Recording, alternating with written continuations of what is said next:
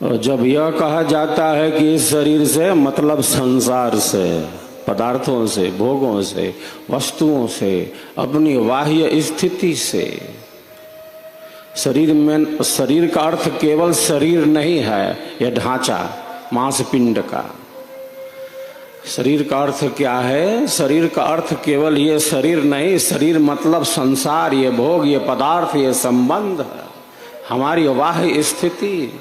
हम शरीर कहें या हम संसार कहें, हम शरीर कहें या हम संसार कहें, दो बात नहीं, एक ही बात है। हम शरीर कहें या हम संसार कहें, वो दो बात नहीं, एक ही बात है।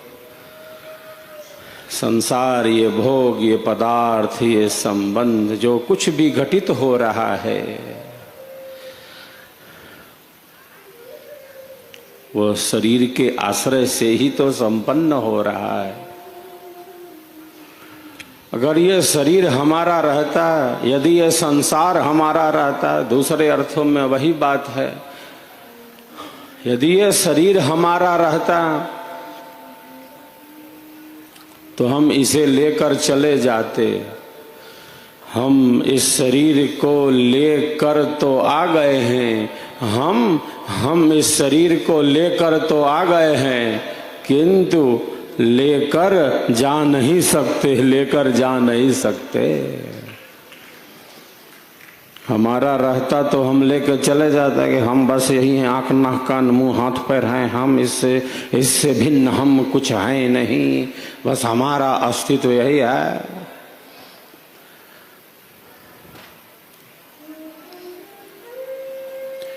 हम अपनी कोई भी वस्तु कहीं यूं ही छोड़ देते हैं क्या? हम अपनी प्रत्येक वस्तु का बहुत ध्यान रखते हैं, संभाल कर, सहेज कर, भर भर के रखते हैं। वो दूसरे के लिए भी कुछ उपयोगी हो सकती है, इसका भी कोई चिंतन नहीं करते। उससे दूसरे को भी सुख मिल सकता है। हमारे पास तो ऐसे ही भरा है और कोई काम का है नहीं, दूसरे के लिए भी कुछ उपयोगी सिद्ध हो सकती है वो वस्तु। हमारा ऐसा चिंतन भी कहाँ होता है? हम अपनी प्रत्येक वस्तु का कितना ध्यान रखते हैं, बहुत संभाल कर रखते हैं। यदि ये शरीर हमारा रहता तो हम इसे लेकर चले जाते। हम अपनी प्रत्येक वस्तु का इतना ध्यान रखते, यूं ही कहीं छोड़ देते तो नहीं, यूं ही कहीं छोड़ते तो है नहीं। हम अपनी प्रत्येक आवश्यक अनावश्यक हर वस्तु का बहुत ध्यान रखते हैं, हम यूं ही कहीं छोड़ देते नहीं। यदि ये शरीर हमारा रहता, यदि ये शरीर हमारा रहता तो हम इसे लेकर चले जाते, यूं ही छोड़ देते क्या? पर हम लेके जा नहीं सकते, ये ले लिया जाता है। ये हमारा है नहीं, हमें मिला जरूर है, हमें मिला जरूर है, किंतु हमारा है नहीं। हमें मिला है, एक उद्देश्य के लिए मिला है।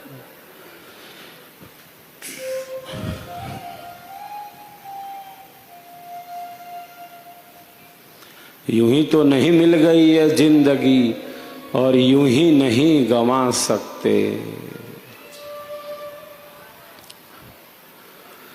जिंदगी जीने में ही जिंदगी बीत न जाए, इतनी तेजी से ये चक्र चल रहा है। ये काल का चक्र इतना तीव्र गतिमान है।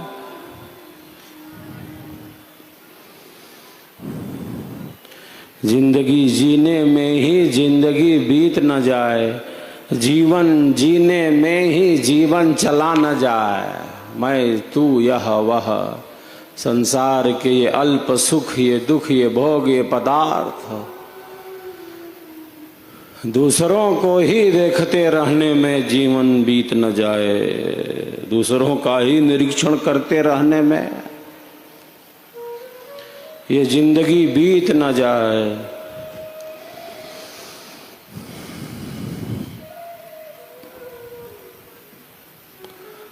दूसरों की ही आलोचना करने में यह जीवन बीत न जाए, क्योंकि ये जीवन केवल दूसरों को देखने के लिए नहीं मिला है, खुद को देखने के लिए मिला है, स्वयं को जानने के लिए जीवन मिला है। कौन हूं मैं, इसका प्रत्यक्ष करने के लिए यह जीवन मिला है। स्वयं का परिचय प्राप्त करने के लिए दुर्लभ मानव शरीर मिला है। ईश्वर ने बहुत प्रसन्न होकर हमें मानव का चोला दिया है, मानव का शरीर दिया है। ये मानव जीवन ईश्वर का दिया महान प्रसाद है। ये मानव जीवन ईश्वर का दिया महान प्रसाद दिया है उसने प्रसन्न होकर।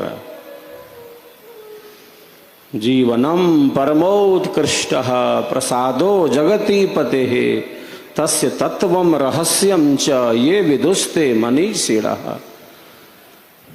ये जीवन परम उत्कृष्ट है। यह मानव जीवन यूं ही नहीं मिल गया, केवल शरीर का ध्यान रखने के लिए नहीं मिला है। शरीर का ध्यान रखना है, संसार का ध्यान रखना है। शरीर का ध्यान रखना है, इसका अर्थ है संसार का ध्यान रखना है। लेकिन खुद को भुलाकर नहीं, स्वयं से दूर जाकर नहीं, खुद से अलग होकर नहीं, स्वयं को ही भूला बैठे, इतना ना उलझ जाएं, इतना ना दूसरों का निरीक्षण करते रह जाएं। दूसरों को ही देखते न रह जाएं और खुद को ही भूला बैठे।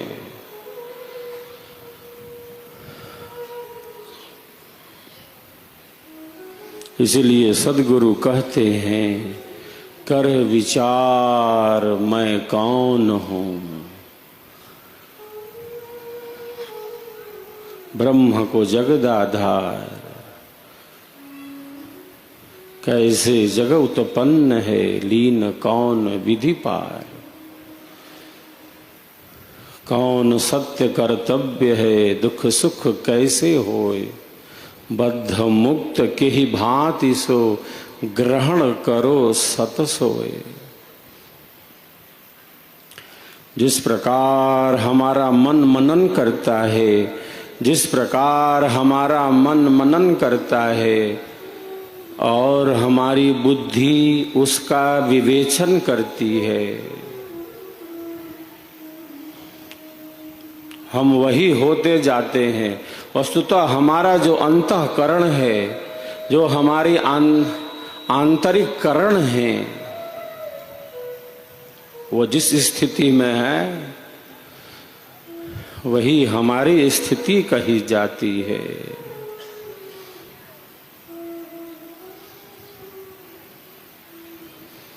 हम शरीर तक सीमित नहीं हो सकते, हम शरीर तक सीमित नहीं हो सकते। हम आँखों से देख रहे हैं, हम कानों से शब्दों का श्रवण कर रहे हैं, नासिका में घ्राण शक्ति है, जिह्वा से रस ले रहे हैं। त्वचा जो सिर के शीर्ष भाग से पैर के तलवे तक त्वक इंद्रिय है, त्वचा है, जिससे संपूर्ण शरीर आवेष्टित है। हम स्पर्श का अनुभव प्राप्त कर रहे हैं। गीता में योगीराज कहते हैं, श्रोत्रम चक्षु स्पर्शनम च रसनम घ्राणमेव च अधिष्ठाय मनश्चायम विषयानुपसेवते।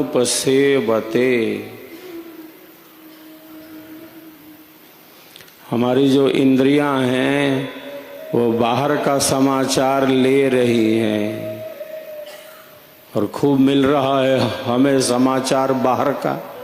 बाहर का समाचार ना मिले, ब्रेकिंग न्यूज ना मिले, जैसे हम कितने घबरा जाते हैं, अधीर हो जाते हैं। बाहर का समाचार ग्रहण करना हमें बहुत पसंद है। आंखों से हम देख रहे हैं, ये दृश्य परिलक्षित हो रहा है। कानों से हम शब्दों का श्रवण कर रहे हैं। नासिका में घ्राण शक्ति है, जिह्वा से रस और त्वचा से स्पर्श। ये पंच ज्ञान की इंद्रियां हैं। हाथ पैर गुदा लिंग और वाणी ये कर्म की इंद्रियां हैं। ज्ञान और कर्म से ये हमारा शरीर चल रहा है, और ज्ञान और कर्म से जब शरीर चल रहा है तब इसका अर्थ है ये विश्व चल रहा है, ज्ञान और कर्म से। तो हमारी जो इंद्रियां हैं वो बहिर्मुखी हैं, वो बाहर का समाचार ले रही हैं।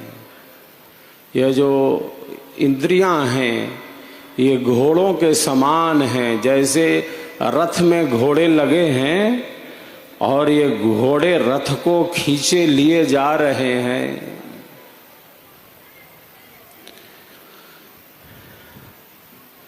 रथ में ये घोड़े लगे हैं और ये घोड़े रथ को खींचे लिए जा रहे हैं। उसी प्रकार हमारे शरीर में इंद्रियां हैं जो शरीर रूपी रथ को आगे बढ़ाती जा रही हैं, आगे बढ़ाती जा रही हैं। आत्मानं रथिनं विद्धि शरीरं रथमेव तो बुद्धिं तो सारथिं विद्धि मनः प्रग्रहमेव च। इंद्रियाणि हयानाहुर्विषयास्ते सुगोचरान् आत्मेन्द्रिय मनोयुक्तं भोक्तेत्याहुर्मनीषिणः। उपनिषद में हमारे ऋषि कहते हैं,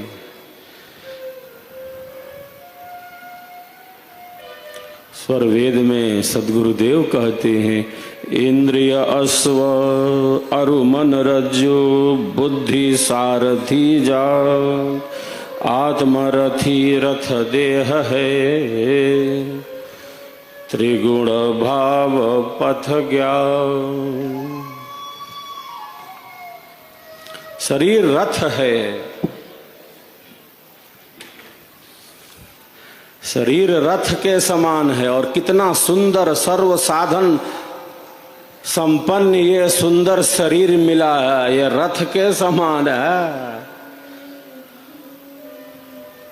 आत्मानं रथिनं विद्धि शरीरम रथमेव तु, ये रथ है। और कितना सुंदर सर्व साधन संपन्न ये शरीर मिला है। कौन है इस रथ का स्वामी? तो आत्म तत्व है। आत्मानं रथिनं विद्धि, शरीर रथ है। इंद्रिय गण घोड़ों के समान हैं। घोड़े किधर दौड़ते हैं? घोड़े उधर ही दौड़ते हैं जिधर लगाम का सहारा होता है। घोड़े किधर दौड़ते हैं? जिधर लगाम का सहारा होता है घोड़े उधर ही जाते हैं। इंद्रियां किधर जाती हैं? जिधर इंद्रियों का जो नेता है मन, उसका निर्देश मिलता है।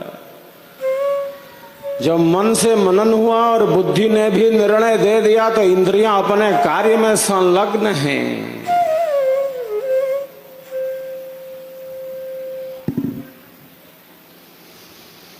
मन से मनन होता जा रहा है। हजारों हजार विचार, हजारों हजार विचार प्रातः जागरण से लेकर रात्रि शयन तक हमारे मन में है।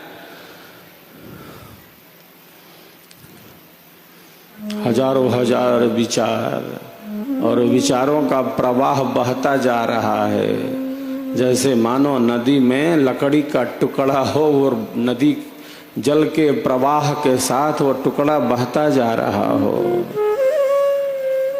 वैसे ही हमारा मन है।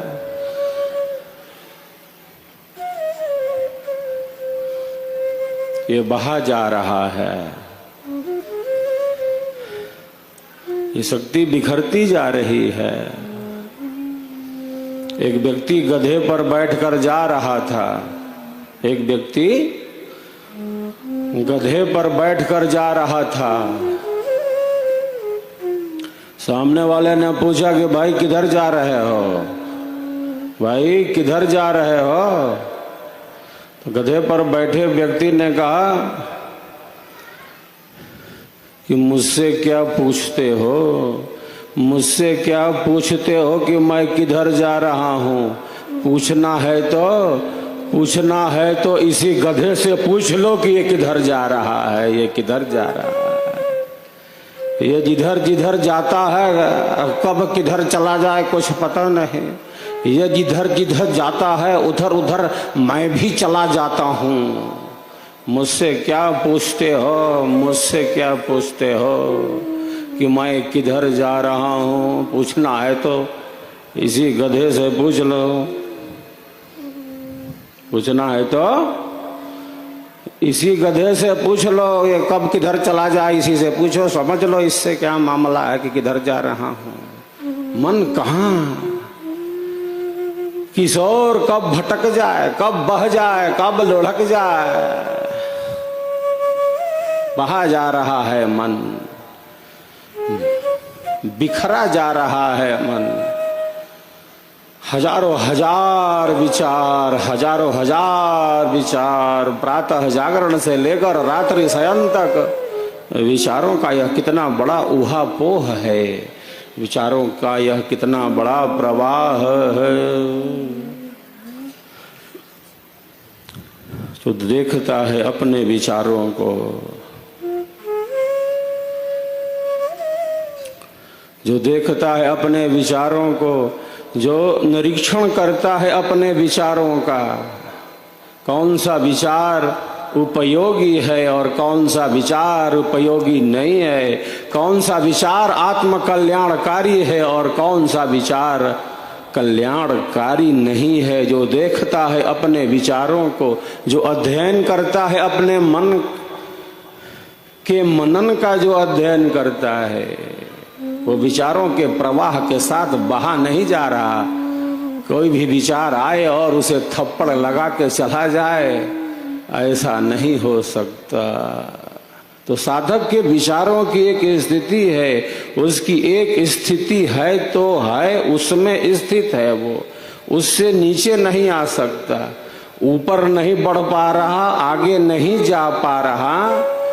जिस भी प्रकार से उसके मन बुद्धि विचारों की स्थिति है वह श्रेष्ठ ही स्थिति है, उच्चतम स्थिति की तरफ बढ़ने की कोशिश में है। वो जहां है उससे नीचे नहीं आ सकता, भले आगे नहीं बढ़ पा रहा हो, वो जहां खड़ा है वहां खड़ा है।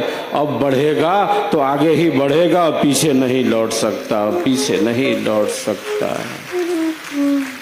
उसके मन की जो स्थिति है, उसका अंतर मन जैसा है, उसकी आंतरिक स्थिति जैसी है, उससे और उच्च स्थिति में वो जाने को तत्पर है। वो नीचे नहीं आ सकता, एक स्थिति में तो स्थित है, ऊपर नहीं जा पा रहा। इसका अर्थ ये नहीं है कि वो नीचे चला जाएगा। वो जहां है वो वहां है, वो बढ़ेगा तो ऊपर ही बढ़ेगा। जैसे अग्नि की ज्वाला सदैव ऊपर की ओर गमन करती है, अग्नि की ज्वाला सदैव ऊर्ध्वगामिनी होती है। अग्नि को जल के प्रयोग से हम शांत कर सकते हैं, बुझा सकते हैं भले, पर हम अग्नि को नीचे नहीं झुका सकते। वो सदैव ऊपर की ओर ही गमन करती है। भले हम अग्नि को बुझा दें पर नीचे थोड़ी झुका सकते हैं। बुझाना है तो बुझा दो, नीचे नहीं झुका सकते। वो सदैव ऊपर ही गमन करेगी, ऊर्ध्वगामिनी होती है वो। ब्रह्म विद्या भी तो अग्नि है। ब्रह्म विद्या चिनगी उड़ी, लगी कर्म घर आग। कर्म वासना जर गई, चेतन चेतन जाग। ये ब्रह्म विद्या भी तो अग्नि है। तो साधक के मन बुद्धि विचारों की एक स्थिति है तो है, वो जहां है वहां है। अब बढ़ेगा तो उच्च स्थिति में और उच्चतम स्थिति में पहुंचेगा, नीचे नहीं आ सकता, निम्न स्थिति में नहीं आ सकता। इतनी उसकी श्रेष्ठ स्थिति है, उसका अंतर मन इस स्थिति में है। एक हमारे मन की उच्च भूमिका है और एक जो हमारा मन है वह निम्न भूमिका में है।